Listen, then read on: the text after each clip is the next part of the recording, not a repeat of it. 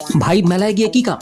এখনো তো মেলাতে বই আসে নাই। জানি আমাদের উইশ লিস্টে যে বইগুলো থাকে, আমার উইশ লিস্ট কিছুদিন পরে প্রকাশ করব, সেই বইগুলো মেলায় আসতে এক সপ্তাহ মতো টাইম নেয়। এই সময়টাতে মেলায় গেলে আপনারা কিন্তু চাইলে আগের বছরের বইগুলো ঘেটে দেখতে পারেন। আমরা প্রতি বছরেই বইমেলার আগে গত বইমেলার প্রকাশিত বইগুলোর একটা ফিডব্যাক দেই। যেমন আজকেও 2025 বইমেলার প্রকাশিত সেই বইগুলো যেগুলো আমার পড়া হয়েছে গত একটা বছরে, তাদেরকে নিয়ে কাটছাট ফিডব্যাক দিব, যাতে আপনারা এখনো চাইলে বইগুলো সংগ্রহ করতে পারেন বইমেলায় অথবা বুকশপ থেকে। তাহলে চলুন শুরু করি।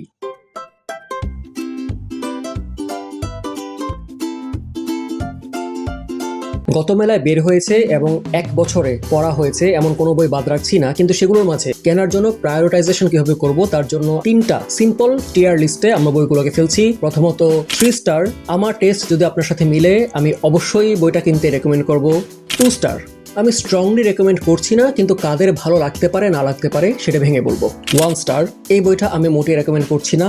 However you can check up the reviews, যদি আপনার ভালো লাগে লাগতে পারে, পার্সোনালি আমার লাগেনি।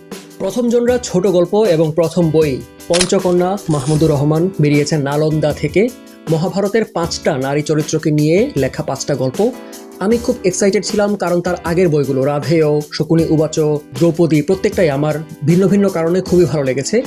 সেই ধারাবাহিকতায় আমার কাছে পঞ্চকন্যা একটু কম ভালো মনে হয়েছে, তার কারণ 5টা গল্প অ্যাকচুয়ালি 5টা উপন্যাসের মতো করে বলা হয়েছে। সেগুলোকে আরও বড় ব্যক্তি নিয়ে যদি বলা যেত, বলার জন্য যদি যথেষ্ট তথ্য থাকতো, তাহলে হয়তো আরও বেটার হতো। কিন্তু না হয়েছে ছোট গল্প, না উপন্যাস। বিশেষ করে তার মাঝে অনেক ইলাস্ট্রেশন দেওয়া হয়েছে যেগুলো কোনো কন্ট্রিবিউট করেনি। সব কিছু মিলায় বইটা খুবই আন্ডারওয়েলমিং ছিল আমার কাছে। আমি সেকেন্ড টিয়ারে অর্থাৎ 2 স্টারে বইটা রাখছি। তারপরের বই ডোরাকাটা জেব্রা ক্রসিং, যেটা বীরের মতো এসে ধুলির মতো উড়ে গেছে। আফসার ব্রাদার্স থেকে প্রকাশিত সরলি শিলনের ডেবিউ ছোট গল্প সংকলন, লোয়েস্ট টিয়ারে রাখছি।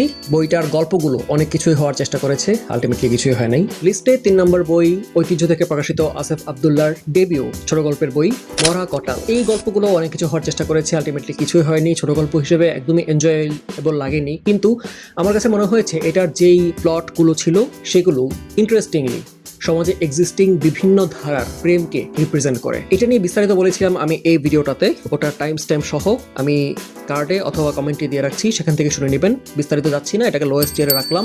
4 নম্বর বই জ্ঞানকোষ থেকে এসেছে মাসুদুল হকের খরগোশকে মারো। একজন লেখক যখন অনেক বছর ধরে লেখালেখি করেন, অনেক কিছু নিয়ে ভাবেন, কত বিচিত্র আইডিয়া মাথায় আসতে পারে, সেগুলোর এক্সিকিউশন কত পোক্ত হতে পারে, তার একটা ভালো উদাহরণ।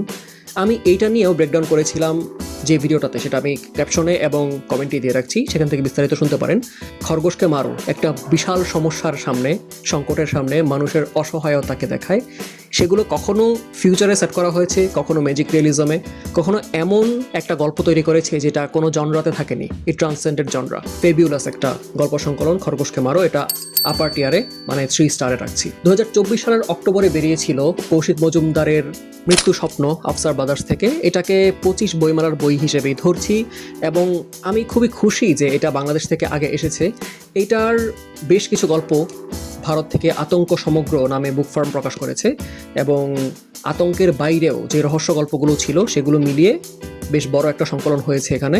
এই গল্পগুলোর সাথে আমার একটা জমজমাট শীতকাল কেটে গেছে। কৌশিক মজুমদার অনেক এক্সপেরিমেন্ট করেন, যার কারণে ওনার লেখনী যেমন পোক্ত, তেমনিভাবে ওনার এই এক্সপেরিমেন্টেশনগুলো গল্পকে অনেক নতুন করে চোখের সামনে এনে ধরে। যারা ওনার ম্যাসন ট্রিলজি পড়েছেন অথবা তার যে নন ফিকশনগুলো আছে, তোপসের নোটবুক, হোমসনামা, জেমস বন্ড 007, অথবা নোলা যেখানে কিনা খাবার নিয়ে গবেষণা করা হয়েছে, তারপর মগজাস্ত্র, এইসব দিনরাত্রি, এই টাইপের নন ফিকশন কলাম সংকলন, ওনার অনেক জনরাতে বিচরণ আছে। তো সেই বিচরণগুলা ওনাকে গল্প বলার জায়গাটাতে কিভাবে অনেক সমৃদ্ধ করেছে সেটাই হচ্ছে এই সংকলনটা প্রমাণ করে। তো এইটার একটা কন্টিনিউশন আসছে মৃত্যু ছায়া আফসার ব্রাদার্স থেকেই। এই বইটাকে রাখছি টপ টিয়ার অর্থাৎ 3 স্টারে। এরপরের বইটা আমাদের অনেকের স্বপ্ন, যেটা নন ফিকশন এবং গল্পের বর্ডার লাইনে আছে, ভবঘুরি, সারিকা সিরাজ আপুর লেখা। আপু আর্কিটেকচার নিয়ে পড়াশোনা করার জন্য দীর্ঘদিন ইউরোপে ছিলেন এবং দেশের বাইরেও অনেক ঘুরে বেরিয়েছেন। ওনার যে গল্পগুলো বা এক্সপিরিয়েন্সেসগুলো হয়েছে, বিভিন্ন রকম মানুষের সংস্পর্শে আসা, এই বিষয়গুলো নিয়ে এই গল্পগুলো লেখা হয়েছে। ভবঘুরি নামের একটা ক্যারেক্টারকে নিয়ে, যে একটা কিশোরী মেয়ে এবং যে কোনো সূত্রেই হোক ঘুরে বেড়াচ্ছে, নিজের গল্পগুলো শোনাচ্ছে। যেই ভবঘুরিটা অ্যাকচুয়ালি লেখিকা নিজেই। তো এটা কিন্তু আমাদের অনেকেরই স্বপ্ন যে পড়াশোনা হোক বা যে কোনো সূত্রে আমরা দুনিয়াটা ঘুরে বেড়াবো, একটা নতুন অপরচুনিটি, একটা নতুন ডেস্টিনেশন আমাদের সামনে এসে দাঁড়াবে। আই হোপ ভবঘুরি আপনাদেরকে ইন্সপায়ার করবে আপনার স্বপ্নযাত্রায় এগিয়ে যাওয়ার জন্য। বইটা আমার সেকেন্ড টিয়ারে 2 স্টার। তারপর একটা কবিতার বই। সাধারণত আমি কবিতার বই নিয়ে কথা বলি না। এই কবিকে আমি পার্সোনালি চিনি, যিনি 18 বছর বয়সে মানে সদ্য অ্যাডাল্ট হয়ে একটা বই বের করেছিলেন লালের আলোড়ন নামে। কবিতাগুলো ছোট মানুষের মতোই ছিল, কিন্তু সেটার মধ্যেও এই যে সদ্য অ্যাডাল্ট হচ্ছি, কৈশোরের ছাপ রয়েছে মনে, সেটা খুব প্রকাশ পাচ্ছিল এবং আমি হ্যাপি তার দ্বিতীয় বইটাতে তার লেখনী অনেক পরিণত। সেটাকে আমি সেকেন্ড টিয়ারে 2 স্টারে রাখছি। তারপর নন ফিকশনে 2টা হেভিওয়েট বই। প্রথমেই ডাক্তার বাবর আলীর এভারেস্ট ও লোৎসে শিখরে, চন্দ্রবিন্দু থেকে প্রকাশিত। এই বইটা আপনাকে ঘর থেকে বের করতে খুবই সাহায্য করবে, যেমনিভাবে তার পায়ে পায়ে 64 জেলা বইটা আমাকে সাহায্য করেছিল। এভারেস্ট, একদিকে ঠান্ডার সাথে লড়াই করতে হচ্ছে আর একদিকে অক্সিজেন শূন্যতার সাথে। ওখানে স্রেফ শুয়ে থাকা অবস্থাতেও মানুষ মারা যায়, তেমন মেমোরি কিন্তু তার এই বইটাতে আছে। এভারেস্টের যাত্রাটা নেপাল থেকে শুরু করে বেস ক্যাম্প, তারপরে আরও 4টা ক্যাম্প আছে, সেগুলোতে একে একে করে উঠে যাওয়া, আবার অক্সিজেনের সাথে নিজেকে মানিয়ে নেওয়ার জন্য নেমে আসা, ওঠানামার মাঝে এই যে একটা ড্রুয়েলিং প্রসেস চূড়ায় ওঠা পর্যন্ত, আসলে ইন্সপায়ার করে যে কোনো একটা কিছুর পেছনে লেগে থাকাটা কখনো একমুখী যাত্রা হয় না। অনেক সময় পিছিয়ে আসতে হয়, আবার সামনে আগাতে হয়, এবং খুবই ধীর এক একটা দিন, খুবই অল্প মুভমেন্ট, কিন্তু সেগুলোও যে কতটা ড্রেইনিং, সেগুলোর পেছনেও যে কী পরিমাণে এনার্জি এবং মানসিক শক্তি ব্যয় করতে হচ্ছে, এটা এই বইয়ের সব থেকে ইন্সপায়ারিং একটা জিনিস। টপ মোস্ট টিয়ার 3 স্টার।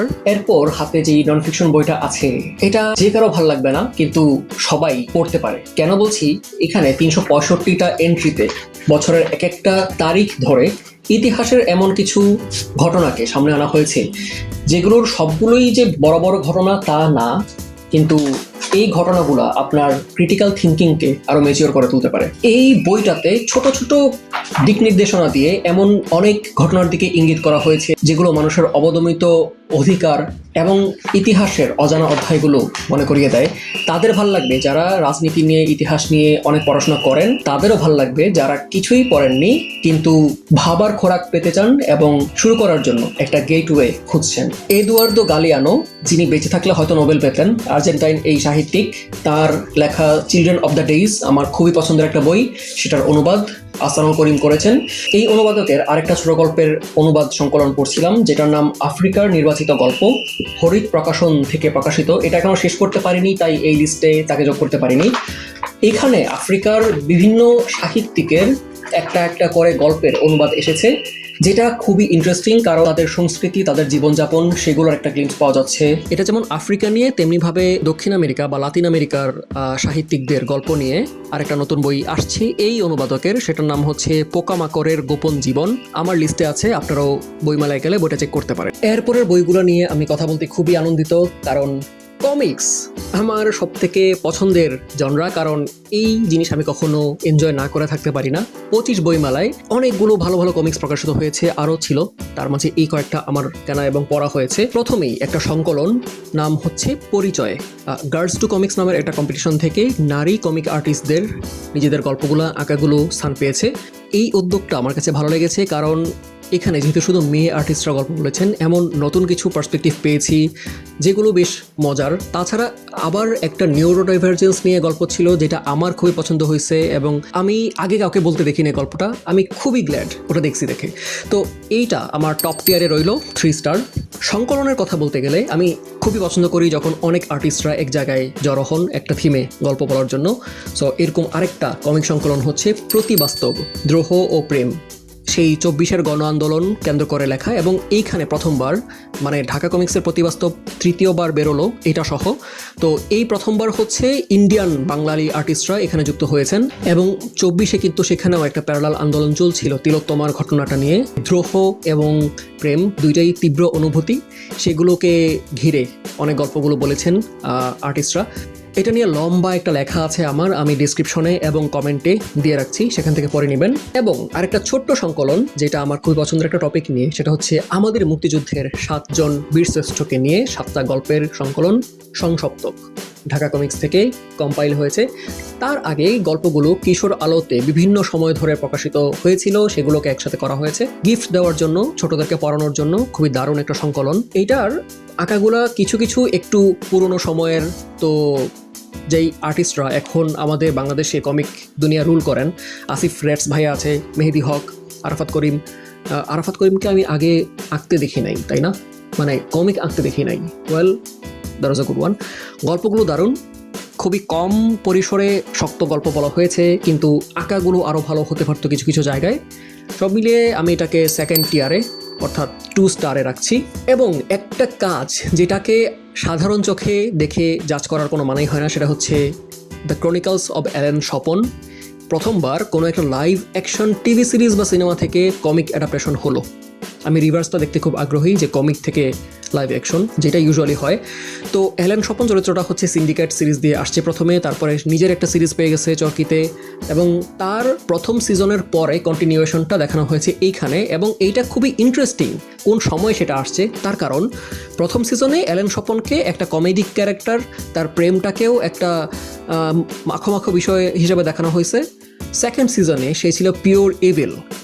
মাঝের যে ট্রানজিশনটা, I hope or I think যে পাঠকদেরকে বা দর্শকদেরকে প্রস্তুত করার জন্য, সেই ট্রানজিশনের জন্য এই কমিক সংকলনটা ভালো একটা কাজে দিছে। তার কারণ এইখানে প্রথমবার ওই যে তার ওয়াইফ একটা শক্ত রোল নিতে দেখা গেছে এখানের কিছু কিছু গল্পে। এখানে সে একটা অ্যান্টি হিরো ছিল, অর্থাৎ সে নিজের ইন্টারেস্টে দৌড়ায় বাট আলটিমেটলি ভালো কাজ করে। আবার কিছু জায়গাতে সে ইভিল পারপাস সার্ভ করছে। একটা মিক্সড বিষয় ছিল তার ক্যারেক্টারাইজেশনের। উদ্যোগটাকে আমি খুবই অ্যাপ্রিসিয়েট করি, বিকজ যে ক্যারেক্টারাইজেশনগুলো আমরা পর্দায় দেখতেছি সেগুলোকে আরও এক্সপ্যান্ড করার জন্য অন্যান্য মিডিয়া, হতে পারে গ্রাফিক মিডিয়া, অ্যানিমেটেড মিডিয়া, সেগুলোতেও যদি তার গল্পগুলোকে বলা যায় তাহলে কিন্তু একটা ওভারঅল ইউনিভার্স ক্রিয়েট করা যেতে পারে। তো সেটার জন্য ভালো একটা ধাপ এটা ছিল। I appreciate this so much. সর্বশেষ কিন্তু সবথেকে প্রিয় একটা কমিক, তেজ। সব্যসাচী চাকমা তার জুম নামের একটা সুপারহিরো ক্যারেক্টার ছিল। তেজ সেই ইউনিভার্সেরই আরেকটা ক্যারেক্টার, পাঞ্জেরি থেকে প্রকাশিত। আমরা সুপারহিরো কমিক পরে ওই যে একটা ফানি ফাঙ্কি ভাইব খুব পছন্দ করি না, হালকা মেজাজের, এবং এখানে সেটা পুরোপুরি বিদ্যমান।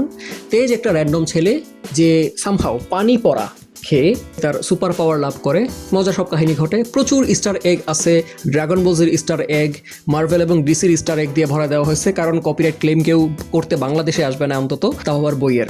তো এটা খুবই জমজমাট একটা গল্প ছিল, মনে হয় 50 পাতা, সো ছোট্ট একটা গল্প। আই হোপ ইট কন্টিনিউজ, যেহেতু জুম এখনও কন্টিনিউ হচ্ছে, সেম ইউনিভার্সে আমরা আরেকটা সুপার হিরোকে দেখবো, খুবই জোস। এই নিয়ে শেষ হলো আমার আজকের ভিডিওর টপিক। 14টা বই বা 15টা বই নিয়ে আমরা গল্প, নন ফিকশন এবং কমিক বইগুলোকে একসাথে করলাম। 2025 বইমেলায় প্রকাশিত 1 বছরে পড়া, যেগুলোকে আপনারা 26 বা সামনের যে কোনো বইমেলায় কালেক্ট করতে পারেন। বই নিয়ে এমন সব আয়োজনে আমার সাথে যোগ দিতে পারেন এই চ্যানেলে সাবস্ক্রাইব অথবা ফলো করে। তাইলে দেখা হবে আবারও মুসার বই যাত্রায়। আনটিল মাই নেক্সট আপলোড, ভালো থাকবেন বইয়ের সাথে।